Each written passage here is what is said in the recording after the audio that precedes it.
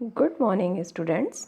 Today we start the new topic of cell या new organelles, that is plastid and ribosome. Here we only read two cell organelle, that is plastid and ribosomes. Plastid mostly occur in plants and ribosomes occur in both plants and animals. Okay. Now firstly we start plastid. Okay, mainly जो plastid होते हैं इनको भी semi autonomous organelle कहा जाता है. अब आप ध्यान से सुन लीजिए, दो सेल ऑर्गेनेल होते हैं जिनको सेमी ऑटोनॉमस कहा जाता है. वो है माइटोकॉन्ड्रिया और प्लास्टिड.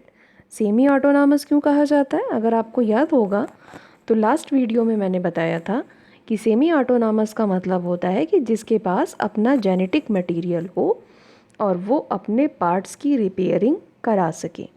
और ऑटोनॉमस उसे कहा जाता है जो दूसरे किसी भी स्मॉलर ऑर्गेनेल की सिंथेसिस करवा सकता है. ओके, तो अब हम लोग स्टार्ट करते हैं प्लास्टिड के फीचर्स के बारे में. सबसे पहले जो प्लास्टिड होता है ये लार्ज सेल ऑर्गेनेल है. ठीक, लार्ज सेल ऑर्गेनेल मतलब इसका स्ट्रक्चर बड़ा है और ये केवल प्लांट्स में मिलता है, किसी भी एनिमल में नहीं मिलता. प्लास्टिड को कहा जाता है colouring agent of plants. Okay, मतलब प्लास्टिड जो होते हैं उसी की वजह से प्लांट्स के डिफरेंट पार्ट्स में कलर आते हैं, चाहे वो उसके स्टेम का सेक्शन हो, चाहे लीफ का सेक्शन हो, फ्लावर का पार्ट्स हो या फ्रूट का पार्ट हो. ओके, हर जगह पे प्लास्टिड की वजह से कलर आता है. अब नेक्स्ट चीज़ आती है कि कलर के ही बेसिस पे जो प्लास्टिड है उसको 3 टाइप्स में बांटा गया है. अब कुछ जगहों पे बुक्स में ऐसा लिखा है कि प्लास्टिड की 2 टाइप्स हैं. वो लिखा हुआ है ल्यूकोप्लास्ट और क्रोमोप्लास्ट. जो क्रोमोप्लास्ट है ये आगे 2 पार्ट में डिवाइड होता है. एक होता है ग्रीन क्रोमोप्लास्ट और एक होता है नॉन ग्रीन क्रोमोप्लास्ट. जो ग्रीन क्रोमोप्लास्ट होता है ज़्यादातर वो अनरिपन फ्रूट्स के लिए यूज़ किया जाता है. मतलब जो कच्चे फल होते हैं उनका कलर ज़्यादातर ग्रीन होता है और जब वो पक जाते हैं तो उनका कलर चेंज हो जाता है. तो वहाँ पे भी ग्रीन क्रोमोप्लास्ट होती है. और नॉन ग्रीन कहने का मतलब कि ये ग्रीन नहीं होंगे, बाकी किसी भी कलर के होंगे. तो ये फ्लावर्स के कलर के लिए रिस्पॉन्सिबल होते हैं और जो फ्रूट का कलर पकने के बाद चेंज हो जाता है उसके कलर के लिए रिस्पॉन्सिबल होते हैं. और क्लोरोप्लास्ट जो यूज़ किया जा रहा है ये क्लोरोप्लास्ट मेनली लीव्स के लिए यूज़ किया जाता है. ओके, लेकिन मैक्सिमम बुक्स ऐसी हैं जहाँ पे केवल यही 2 लिख दिया गया है कि ल्यूकोप्लास्ट और क्रोमोप्लास्ट ही होते हैं, 2 टाइप के. लेकिन आप इसको क्लियरली समझ लें कि जो प्लास्टिड होते हैं वो 3 टाइप्स के होते हैं, leucoplast, chromoplast and chloroplast. Okay, अब हम लोग नेक्स्ट पढ़ लेते हैं इनके टाइप्स के बारे में. तो सबसे पहले जो फर्स्ट हमको पढ़ना है वो है ल्यूकोप्लास्ट. तो सबसे पहले हम लोगों को ये पता होना चाहिए कि जो ल्यूकोप्लास्ट होते हैं वो कलरलेस प्लास्टिड होते हैं. मतलब यहाँ पे कोई भी कलर नहीं होता है. इनका मेन काम होता है फूड को स्टोर करना. ठीक, स्टोरेज ऑफ फूड. मेनली ये फूड मटेरियल कहाँ स्टोर करते होंगे? ओके, तो ये जो स्टोर करते हैं फ्रूट वो रूट्स में करते हैं और अंडरग्राउंड स्टेम में करते हैं. अब जो इनकी स्टोरेज का फॉर्म होता है उसके बेसिस पे भी ल्यूकोप्लास्ट को 3 कैटेगरी में बांटा गया है. एक होता है इमाइलोप्लास्ट. इमाइलोप्लास्ट मतलब जो स्टार्च को स्टोर कर रहा है. एलियोरोप्लास्ट जो प्रोटीन को स्टोर कर रहा है. एलाइपोप्लास्ट जो ऑयल को स्टोर कर रहा है. ओके, अब इतना अभी आपको जानने की ज़रूरत नहीं है. अभी बस आप इतना समझ लीजिए कि जो ल्यूकोप्लास्ट होता है वो स्टार्च को स्टोर कर रहा है. स्टार्च को स्टोर कर रहा है, प्रोटीन को स्टोर कर रहा है, ऑयल को. और किस जगह पे स्टोर कर रहा है? उनकी जो रूट्स का सेक्शन है और जो अंडरग्राउंड स्टेम का सेक्शन है. अब अच्छा बताइए तो ज़रा, हम लोग अंडरग्राउंड स्टेम का कौन सा पोर्शन खाते हैं? तो मेनली जो अंडरग्राउंड स्टेम होती है वहाँ पे बेस्ट एग्जाम्पल होता है पोटैटो का। ठीक, जो पोटैटो होती है वहाँ पे स्टार्च होती है और उसको हम लोग डायरेक्टली खा लेते हैं। नेक्स्ट हम लोग पढ़ लेते हैं इसके सेकंड टाइप को, दैट इज़ क्रोमोप्लास्ट। ओके, अब इसको कहा जाता है कलर्ड प्लास्टिक, क्योंकि ये जो फ्लावर होते हैं और फ्रूट होते हैं वहाँ पे कलर प्रोवाइड करा रहा है। अब यहाँ पे दो मेंशन किया हुआ है, नॉन ग्रीन और ग्रीन। अब जैसे हमने बुक के बेसिस पे यहाँ पे शो किया कि green are also called chloroplast. Okay, अब मैक्सिमम जगह जब आप कॉम्पिटिटिव बुक पढ़ते हैं तो कॉम्पिटिटिव बुक में लिखा हुआ है ग्रीन क्रोमोप्लास्ट और नॉन ग्रीन क्रोमोप्लास्ट। ओके, वो इसीलिए लिखा हुआ है क्योंकि वो चीज़ें सही हैं। नॉन ग्रीन क्रोमोप्लास्ट मतलब क्रोमोप्लास्ट का एक पार्ट हो गया जो फोटोसिंथेटिकली इनएक्टिव होता है। नॉन ग्रीन है क्योंकि आपको पता है कि ग्रीन अगर होगा तो फोटोसिंथेसिस करेगा, नॉन ग्रीन है इसलिए ये फोटोसिंथेसिस नहीं करेगा। ये प्रेजेंट होता है फ्लावर में और वहाँ पे अपना एक इम्पॉर्टेंट रोल प्ले करता है पॉलिनेशन का। कैसे पॉलिनेशन का?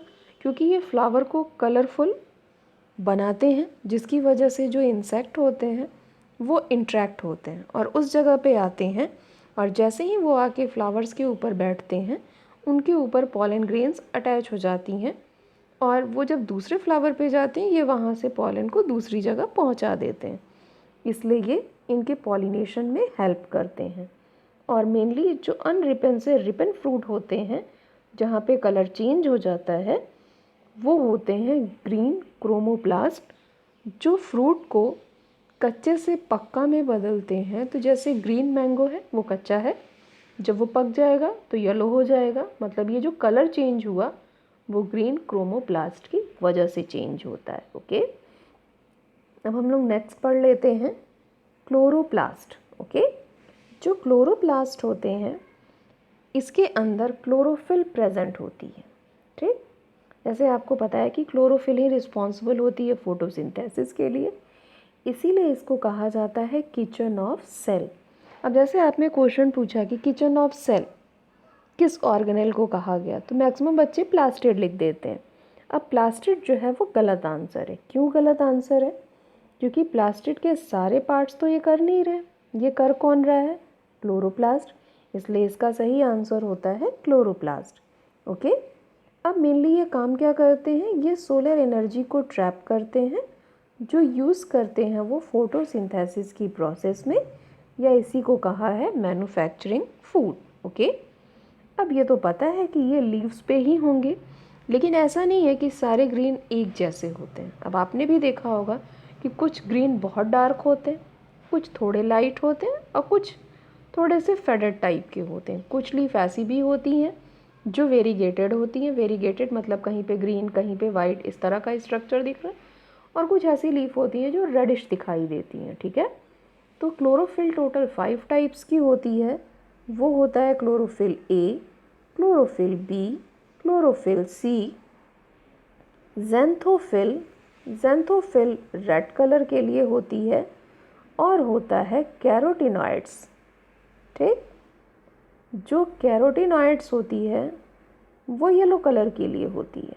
ठीक, और ज़ैंथोफिल जो होती है वो रेड कलर की लीफ के लिए होती है और जो ABC होती है वो टोटली ग्रीन कलर के लिए रिस्पॉन्सिबल होती है। ओके, अब हम लोग इसका डायग्राम देख लेते हैं कि क्लोरोप्लास्ट का डायग्राम कैसा दिखाई देता है।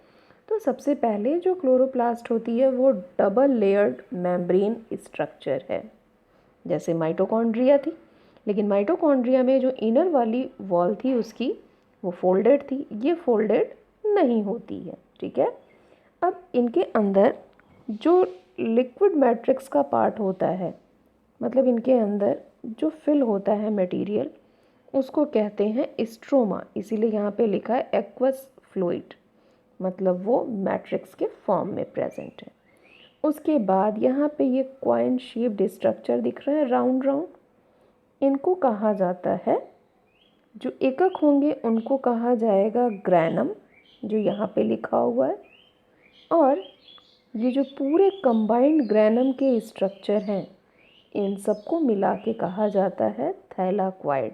ओके, अब जो एक थैलाक्वाइड का बंच दूसरे बंच से जुड़ता है उसको कहते हैं लैमिला। ओके, तो ये मेन डायग्राम होता है क्लोरोप्लास्ट का, जिसमें मेन दो ही माने जाते हैं, स्ट्रोमा और थैलाक्वाइड।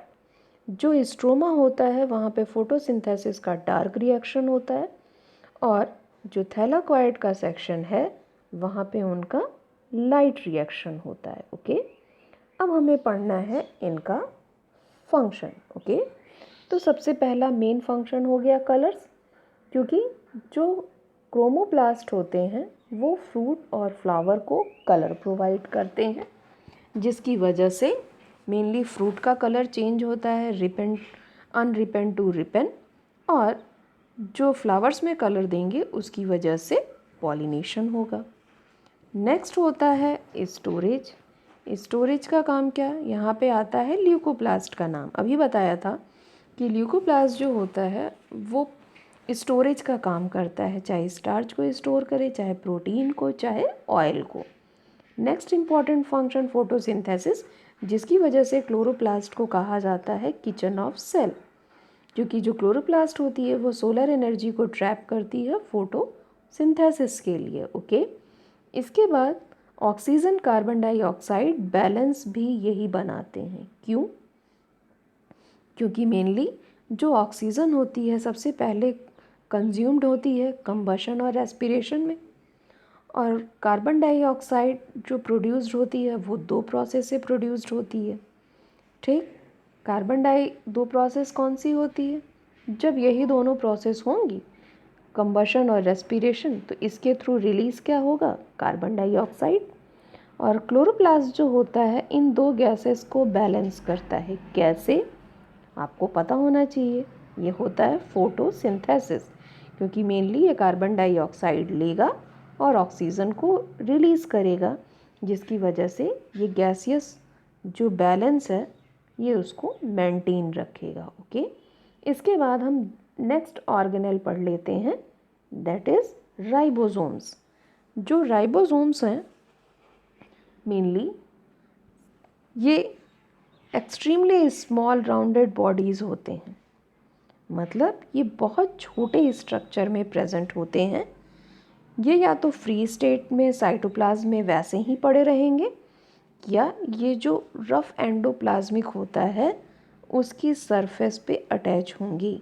आपको याद होगा जब हम लोगों ने RER पढ़ा था तब राइबोसोम्स को पढ़ा था, और वहाँ पे बताया था कि जो RER का सेक्शन होता है उसकी सरफेस पे अटैच होते हैं राइबोसोम्स। ओके, अब जो राइबोसोम्स होते हैं वो बना किसका होता है?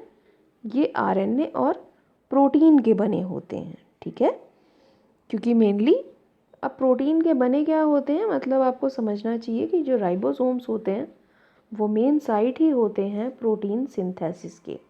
यहाँ पे उसके डायग्राम को शो किया गया है, या मेनली कह लें कि उसके स्ट्रक्चर को शो किया गया है कि ये कैसे प्रेजेंट है। अब जैसे देखो यहाँ पे शो कर रहा है RER है, उसके ऊपर ये अटैच है जैसे यहाँ पे दिखा रहा है।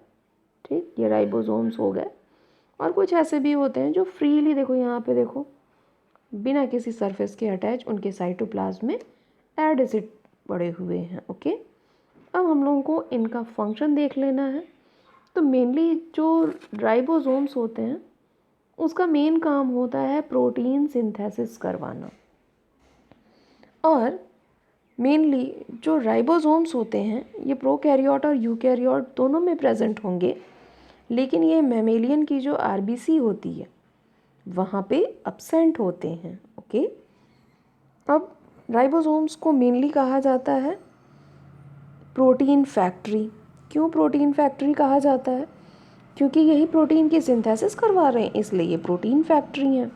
तो ये दोनों जो फंक्शन लिखे हैं ये आपस में कोरिलेट ही कर रहे हैं एक दूसरे को, कि राइबोसोम्स का मेन फंक्शन होता है प्रोटीन की सिंथेसिस कराना, और इसी वजह से इनको कहा जाता है ये प्रोटीन फैक्ट्री हैं। So that's all for today. Next video में हम लोग डिस्कस करेंगे अगले ऑर्गेनेल को।